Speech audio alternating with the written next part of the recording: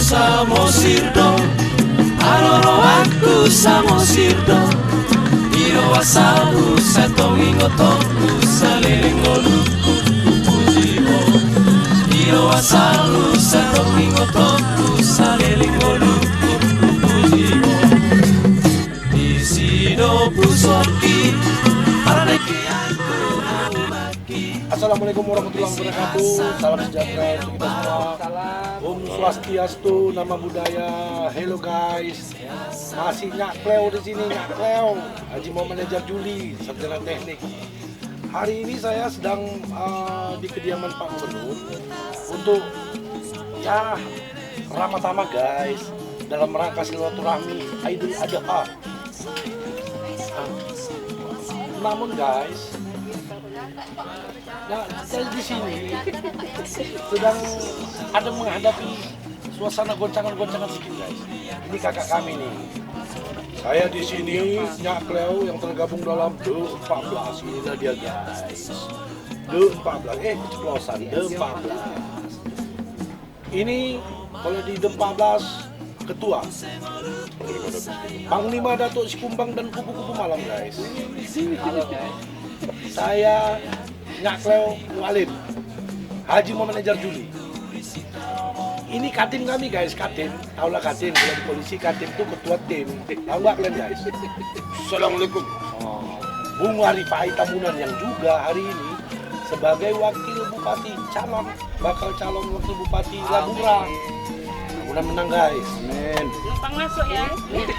Oh ini namanya Nyai Ronggo Warsito guys.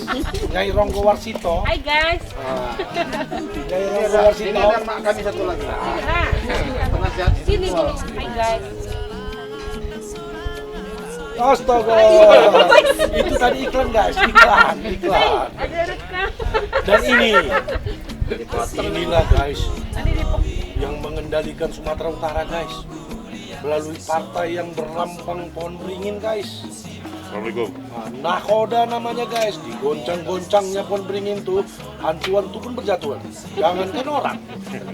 Cobalah guys, luar biasa. Nakoda kami, Pak Haji Hanafiah Harahap.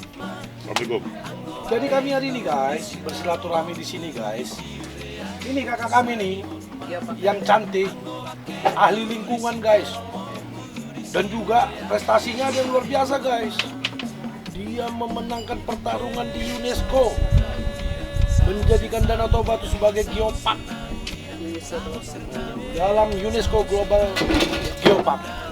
Oke guys, coba kita simak dulu apa yang disampaikan oleh kakak kita nih, Dokter.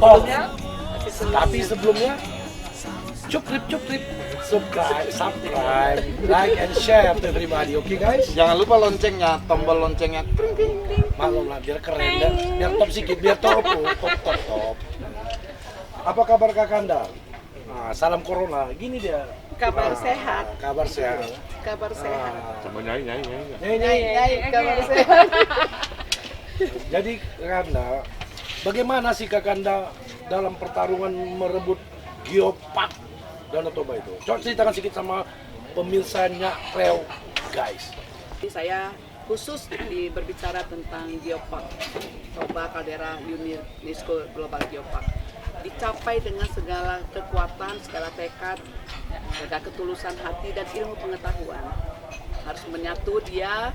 Nah, ini menjadikan kami menghadapi ujian-ujian dari UNESCO sehingga kita bisa melalui semua kriteria yang ada di UNESCO. Luar biasa guys.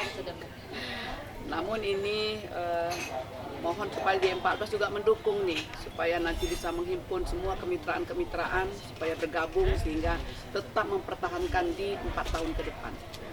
Jadi guys, ini aset guys, aset daripada Sumatera Utara, dokter Melayu guys, luar biasa ini. Nah Kakanda, sekarang saya ingin bertanya dengan Kakanda ini, dengan adanya penghapusan 18 lembaga negara oleh Presiden Jokowi, apakah berpengaruh ini terhadap geopark Caldera Toba kita ini? Toba Caldera Geopark ini dia non politik, non government, jadi dia independen. Jadi semua kemitraan bisa kami ajak bergabung. Jadi dia tidak tergantung kepada lembaga-lembaga tertentu. Dia bottom up dari bawah. Jadi keinginan untuk melakukan konservasi memang merangkul semua kemitraan. Jadi penghapusan ini saya melihatnya ya secara langsung tidak memiliki pengaruh. Luar biasa. Kira-kira ada yang ingin Datuk pertanyakan? Coba bukalah Datuk. Terbesar yang akan didapatkan Sumatera Utara dengan prestasi yang sudah. Toba Sumatera Utara masuk di website UNESCO. Dana untuk promosi sudah berkurang untuk seluruh dunia karena dunia akan melihat kita disediakan slot atau space untuk mengisi promosi-promosi itu. Itu yang pertama. Gratis guys, gratis. Gratis guys. Yang kedua, gratis. tentu saja dengan pengakuan ini, investor-investor akan mulai mengakui, ingin melihat bagaimana sih yang diakui oleh UNESCO itu, dan kita akan dilirik, mudah-mudahan investor akan datang masuk. Yang ketiga adalah wisatawan akan merasa tertarik karena dia sudah dikenalkan di seluruh dunia.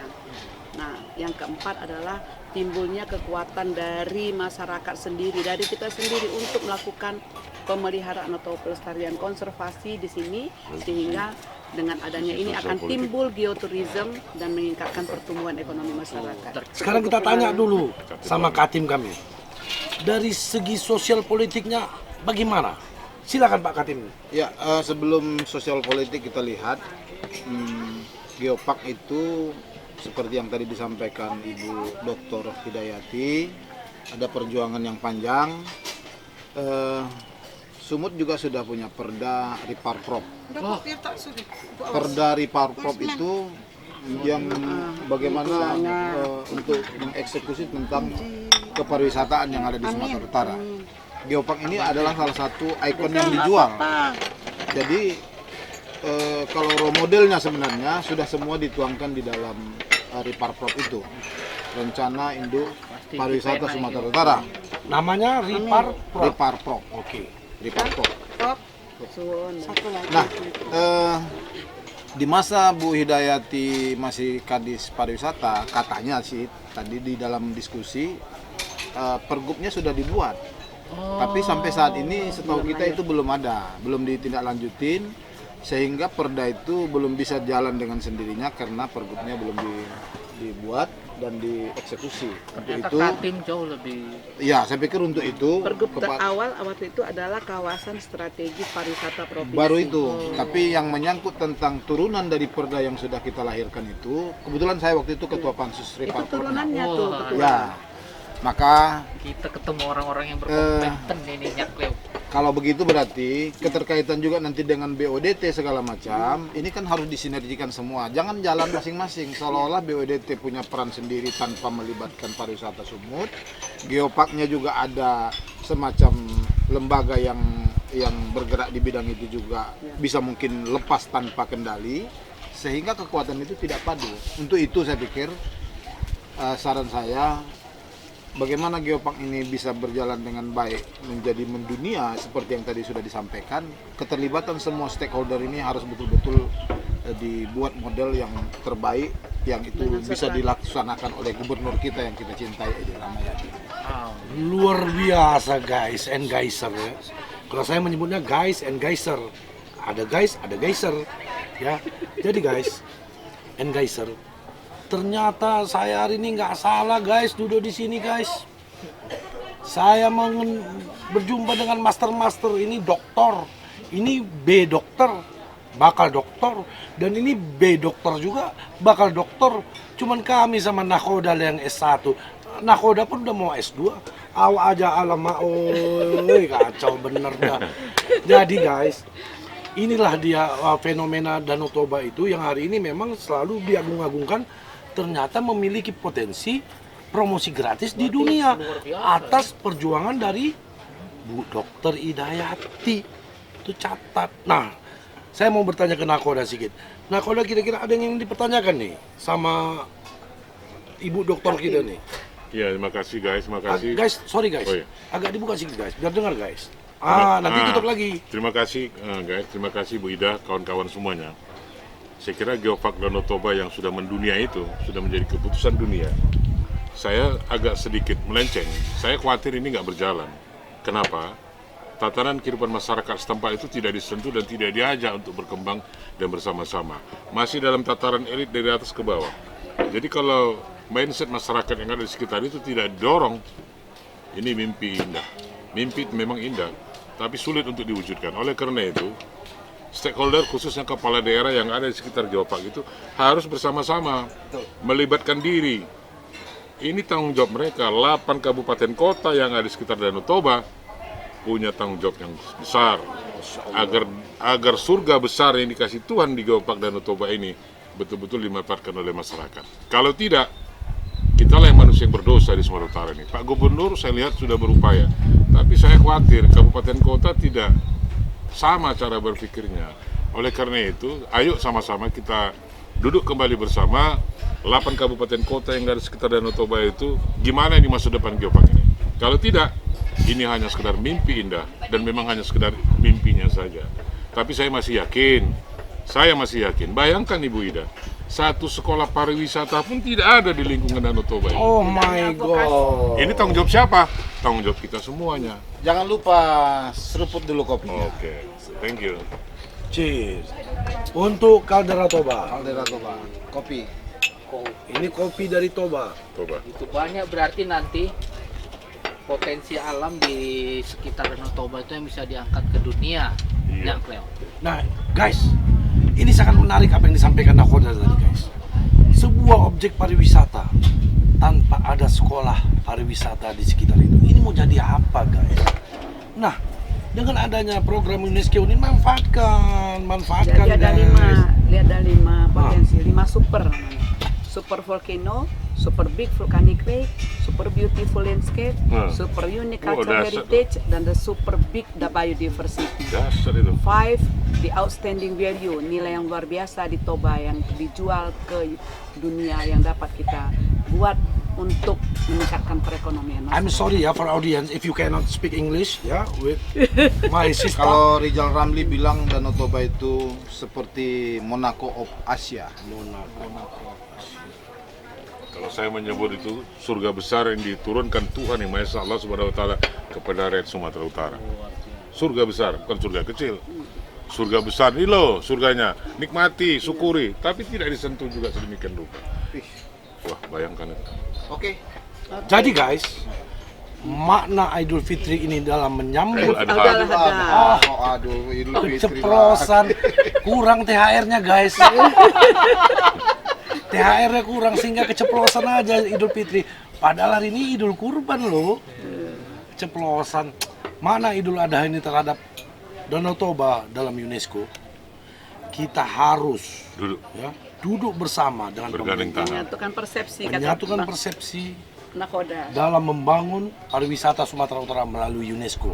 Ingat, promo sudah gratis. D14 tetap eksis. Tetap eksis. Dan ingat, Dempak. sebelum saya akhir ini, cukrip, like and share to everybody guys. Biar TOP tau nggak, top bingit, maklum anak Medan agak kemaruk sedikit guys, biar keren.